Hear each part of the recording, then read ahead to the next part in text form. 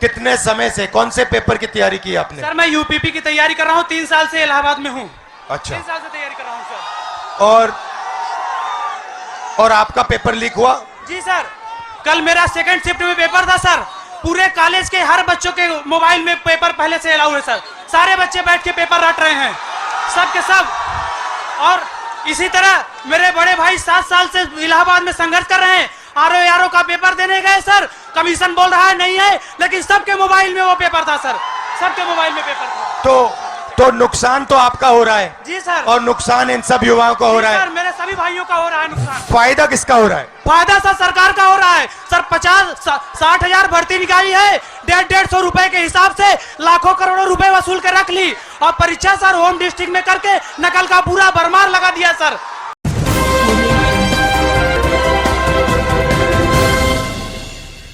Paper leak वाला कोई लड़का है? आ जाओ। नाम क्या है तुम्हारा? अंकित। पूरा नाम क्या है? आ जाओ ऊपर।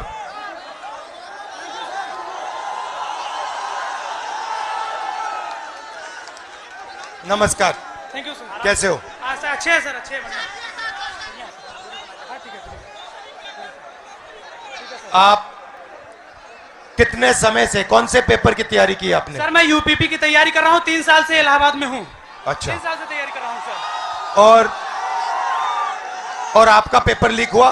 जी सर, कल मेरा सेकंड शिफ्ट में पेपर था सर। पूरे कॉलेज के हर बच्चों के मोबाइल में पेपर पहले से अलाउ है सर। सारे बच्चे बैठ के पेपर रट रहे हैं, सब के सब। और इसी तरह मेरे बड़े भाई 7 साल से इलाहाबाद में संघर्ष कर रहे हैं। आरओ का पेपर देने गए सर, कमीशन बोल रहा है नहीं है, लेकिन सबके मोबाइल में वो पेपर था सर, सबके मोबाइल में पेपर था। तो नुकसान तो आपका हो रहा है। जी सर। और नुकसान इन सब युवाओं का हो रहा है। सर मेरे सभी भाइयों का हो रहा है नुकसान। फायदा किसका हो रहा है? फायदा सर सरकार का हो रहा है सर। 50-60 हजार भर्ती निकाली है, 150 रुपए के हिसाब से लाखों करोड़ों रुपए वसूल कर रख ली। और परीक्षा सर होम डिस्ट्रिक्ट में करके नकल का पूरा भरमार लगा दिया सर। सबने अपने अपने जिले में अपने अपने कॉलेज में सेटिंग किया है, और सब उसी सेटिंग में अपने जो है सर नकल करा रहे हैं और नकल कर रहे हैं। और आपने पढ़ाई में कितना समय दिया और कितना पैसा लगाया? सर मेरा अब तक पढ़ाई में मेरे माता पिता से लाखों रुपए खर्चे हो गए सर। मैं इलाहाबाद में आकर 20,000 रुपए की 2 बार कोचिंग कर चुका हूँ सर। कई बार सर मेरिट 130 क्वेश्चन में 110 करके आने पर भी नकल के भरोसे मेरिट इतनी हाई चली जाती है सर, हम लोग का जॉब नहीं हो पाता है सर। अब बताइए 130 में 110 क्वेश्चन करके आए, फिर भी हम लोग का नहीं हो पा रहा है। आप कौन से वर्ग के हो? हम सर ओबीसी जात से आते हैं। आप ओबीसी के हो? जी सर। अच्छा, अब अच्छी तरह सुनो। देश में अब अच्छी तरह सुनो। देश में ओबीसी वर्ग कितना है? देश में सर ओबीसी वर्ग लगभग सर 70-60% है। दलित वर्ग कितना है? दलित वर्ग भी सर 60% है लगभग। 60%? जी सर। नहीं, ओबीसी वर्ग 50% है। जी सर। दलित वर्ग 15% है। आदिवासी वर्ग 8% है। कितना हुआ सर? पूरा हो गया 73% सर। 73% दलित आदिवासी पिछड़े। ठीक है, अब मजे की बात सुनो। पाल जी सच्चाई ये है कि आप पिछड़े वर्ग के हो। जी सर। और इस देश में आप जैसे युवाओं का कोई भविष्य नहीं है। जी सर। जी सर। ये सच्चाई है। मैं आंकड़े आपको 2-3 आंकड़े देना चाहता हूं। आपकी आबादी 73% है, मगर हिंदुस्तान के सबसे बड़े कंपनियों में 200 कंपनियों में मैंने आंकड़ा निकाला, एक मालिक ओबीसी दलित आदिवासी नहीं है, एक नहीं है। मैनेजमेंट टीम में एक आपका आदमी नहीं है। हिंदुस्तान की सरकार के 90 सबसे बड़े आईएएस अफसर के मैंने लिस्ट निकाली, उसमें 3 लोग आपके हैं, 3 दलित है, 1 आदिवासी है। आपकी आबादी 73% और आपकी वहां पे भागीदारी 5%। मीडिया में आपका एक आदमी नहीं है। कचहरियों में, कोर्ट्स में 650 में से आपके 100 हैं। तो आप लोग देश को चलाते हो, आप अपना, और आपका यहां कुछ नहीं है। आपको भड़काया जा रहा है, आपको अंधा किया जा रहा है। मैं आपसे पूछना चाहता हूं, आपने राम मंदिर का फंक्शन देखा? उसमें आपने एक ओबीसी चेहरा देखा? एक आदिवासी चेहरा देखा? नहीं, उसमें एक नहीं था। उसमें अमिताभ बच्चन थे, ऐश्वर्या राय थी, नरेंद्र मोदी थे। 73% हिंदू राष्ट्र है जिसमें 73% की आबादी कहीं दिखती नहीं है।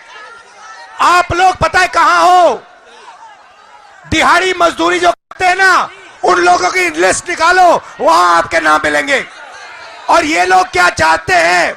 ये लोग चाहते हैं कि आप लोग कभी भी इस देश को कंट्रोल ना कर पाओ। ये देश आपका है, 73% का है।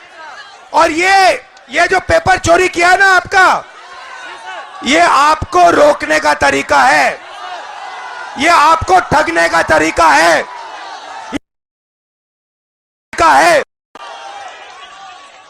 अदानी जी की कौन सी जात है? ओबीसी अदानी, दलित अदानी, आदिवासी अदानी। आप देखो, हिंदुस्तान के किसानों की लिस्ट निकालो। किसानों का ये कभी कर्जा माफ नहीं करते। और ये 10-15 उद्योगपतियों का इन्होंने 14 लाख करोड़ रुपया माफ किया है। आप पढ़ाई के लिए बैंक लोन जाके मांगो।